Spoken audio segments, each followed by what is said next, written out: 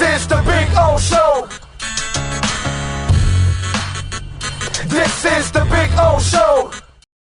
All right. There he is, Joe Shad, ready to go, ready to talk a little Miami Dolphins football as they get ready for the Raiders. Look at that. Look at that look with the stadium behind you. I like it, Joe. Very nice, my brother. How you doing out there? Doing well. Can you hear me good enough? Yes, I definitely hear you good. You sound great, my man. I think it was a right move to put Tua on the IR. This is not one of those guys, Joe, that you really want to put in at 80% or 70%. He doesn't have the big body. Make sure he's healthy when he comes back, so at least you could try to keep him healthy. And maybe it buys the offensive line some time to get a little better, too, by the next time you have him around. Your thoughts on placing him on the IR?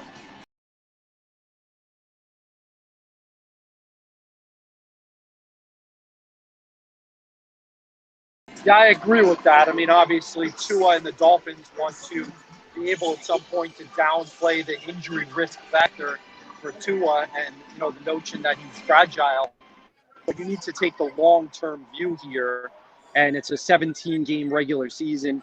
You have one of the best backup quarterbacks in the National Football League, and West Palm Beach's own Jacoby Brissett. I agree with you. Behind a shaky offensive line, Jacoby, with his experience, that might actually give you a little bit of an opportunity to make some, better pre-snap adjustments too. You know that the Raiders are going to try to bring some pressure today, and look, at worst, Jacoby Brissett knows what he's doing out there.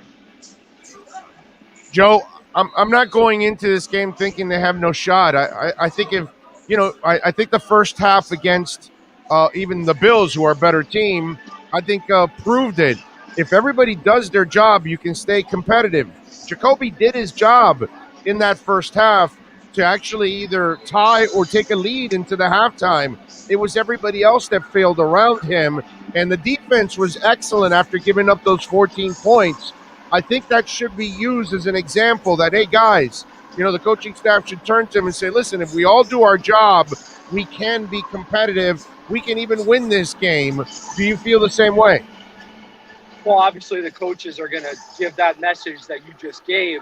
I can tell you that here at Allegiant Stadium, Preston Williams is going to be a scratch with Will Fuller being active. And so Will Fuller gets the benefit that and Jacoby Brissett gets the Will Fuller benefit that Tua Tagovailoa did not have last week. But Jakeem Grant, who fumbled, Albert Wilson, who dropped 2 passes, Devontae Parker, who dropped a touchdown. Those things can't happen. Those guys have no chance to win if because the receivers are supposed to be one of the strongest units on the team. If they let Jacoby down, they're not going to have a chance to win. Joe, sometimes when you're there at the stadium early, the old line will come out and they'll line up and take some snaps and all that. Were you able to notice anything yet so far on the alignments and what kind of changes to anticipate? No, it's too early. The Dolphins are very secretive about those sorts of things at this point in time. I'm going to use some common sense, and I'm going to tell you that I think Liam Eichenberg is going to be in the Dolphins starting lineup. Now, do you put him at right tackle? I would put him at right tackle because you got to deal with defensive ends like Max Crosby and Yannick Ngakoue. And those guys are really good. And I think that Eichenberg has good upside. He's technically sound. I have more confidence in he and Robert Hunt than most of the other guys at this point in time. Now, because of Jesse Davis's leadership, I personally would not be surprised if he steps in at the left guard position. And since he's had a little bit of trouble with his knees, I think the guard position, he's better suited for that right now. Yeah, and you know what? It might help Austin Jackson a little bit too. Right. Jesse might see things that Austin may not pick up on, or it could help him out in a way in protecting the quarterback. As if they got a certain zone read, he can definitely help him out and bring a little balance to all of that too. Austin Jackson, are you getting the feeling that he's on double seeker probation even in this game, that we could see a change in the second half if he struggles the way he has so far? Listen, Big O, the Dolphins had 3 first-round draft picks, as you know, in 2020. I can tell you that it appears, based on pregame activities, that Noah Igbenogany is going to make his debut after being a healthy scratch in the first 2 games. That's important. The Dolphins obviously would rather have him on the field, even if it's just as an emergency corner and a special teams contributor. So based on what I saw, it looks like Igbenogany's probably going to be active. Maybe Jamal Perry scratched. As you know, Tua is now hurt and has not exceeded expectations at the early start of his career. And Austin Jackson might be the most important of the 3. I mean, you trade away Laramie Tunsil with the idea that you can find at least an adequate replacement with one of those draft picks. And Austin Jackson needs to be at least adequate. And it hasn't happened yet. And, like Robert Hunt was saying last week, we can't make excuses about youth. For Jackson, we can't make excuses about COVID. We can't make excuses about bone marrow donations from 2 years ago. He needs to be better. And I really appreciated and respected that Brian Flores, who never, ever criticized his players, said this week that, yes, Austin needs to be better. I remember in the offseason leading up to the draft, there were reports that Chris Greer liked Justin Herbert a lot. And now a report comes out that Brian Flores liked Justin Herbert over Tua. So what do I believe? Because those are 2 guys nobody really talks to. So I don't know what they would know, because in the offseason it was that leading up to the draft, I heard a lot of reports that said Chris Greer liked Justin Herbert, and that made a lot of people nervous. And then they went with Tua anyways, and now there's a report out there that says Flores liked Herbert over Tua. What do I believe? I don't know, man. I know I like Tua. I know you like Tua. I'm assuming the owner liked Tua. Look, Chris Greer had final say, so his final say with contribution from Brian Flores and I'm sure Chan Gailey and I'm sure other members of the Dolphins circle of trust was to go with Tua. And so, they all get the credit and the kudos when it works out, and they all have to take the blame when it doesn't. Too early to make a call on whether or not this has worked out. It's too early. I mean, are there signs that it might not be the slam dunk that Justin Herbert was? Yeah, of course. But too early to make a decision that any of those guys, Tua, Austin Jackson, or even Igbenogany, are busts. Too early. Too early to make that call. Let's let it play out. Thank you for having some logic in all of this. I mean, this is ridiculous, dude. We got people jumping completely off. This is an offensive line that has 1 year of experience.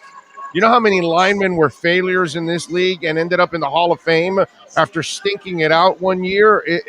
And I'm not saying that any of these guys are Hall of Famers, but what I am saying is it's way too early to say none of these guys are going to be good players. And I'm with you. And on the Tua thing, look, the only concern I've ever had about Tua was injury history.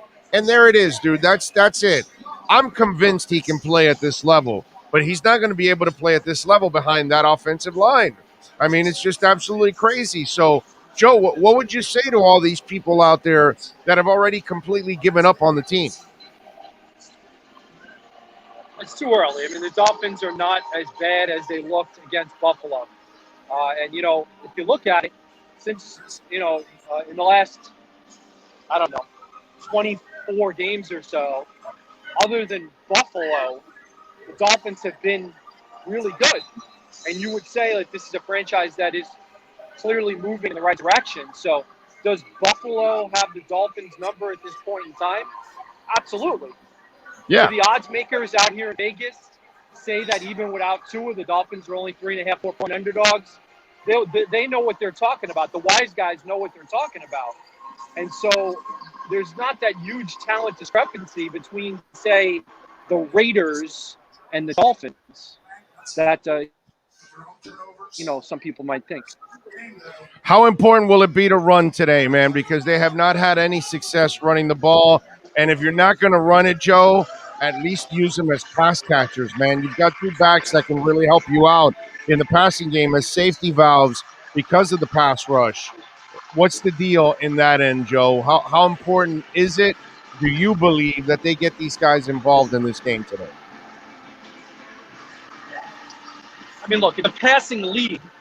And so if you're one of those people who says, you know what, it was not a mistake to pass on Jonathan Taylor and guys like that who were available, Najee Harris, guys who have been passed on in the first and early second round, it's because you think that the running game is just not that important in today's NFL. So do you want to have the ability to run the ball at times? Sure. The Dolphins did run the ball with Malcolm Brown to run out the season opening upset at New England. And that gets a little underplayed, right? Malcolm Brown did have a few good carries there. The offensive line did get a couple of runs in when the Dolphins needed to. But, if you remember, Gaskin had a huge screen catch and run in last year's thriller against the Raiders. And so it's going to be very interesting to me to see how Gaskin does against the guy that was in the locker room next to him when he was a rookie. That's Kenyon Drake, who's going to be the lead back for the Raiders today. Did the Dolphins make a mistake in not bringing back Kenyon Drake? We'll see. I think that Kenyon Drake is very motivated to play against his former team based on everything I've heard coming into this game. I'm sure he is. All right, we'll wrap it up with this, Joe. What is the prediction for you today, my friend? We both got it right the first week. We both got it wrong the second week. What do you got going this week? I'm going with the Raiders by 4. I think Brissett and the Dolphins defense keeps the Dolphins in the game into the fourth quarter, but I just think it's going to be hard against the Raiders pass rush and Derek Carr to win. I think it's going to be hard to win this game. Yeah, no, there's no doubt it's going to be hard to win this game. I'm actually going to go with a shocker here. I'm going to go with the Dolphins shocking the world and winning by a point here in this one. I think the coaching staff for the boys are going to somehow or another find a way to win this one. I'll explain more throughout the show, but appreciate you, my man. Enjoy Las Vegas, my friend. Thank you for the coverage as always. Safe travel on your way back. See you, big up. You got it. There you go. Joe Shad, baby. Joe Shad. Getting it done, as always. What can I tell you? What can I tell you, ladies and gentlemen? Joe Shad. Most people pick the Raiders. What am I going to do? And let me tell you something. This is why I'm going with the Dolphins. Because everybody's picking the Raiders. Everybody's confident the Raiders will win. Everybody's confident the Dolphins will lose.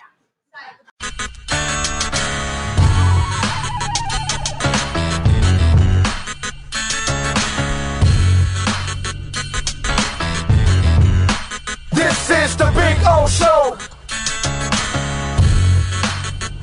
This is the Big O Show.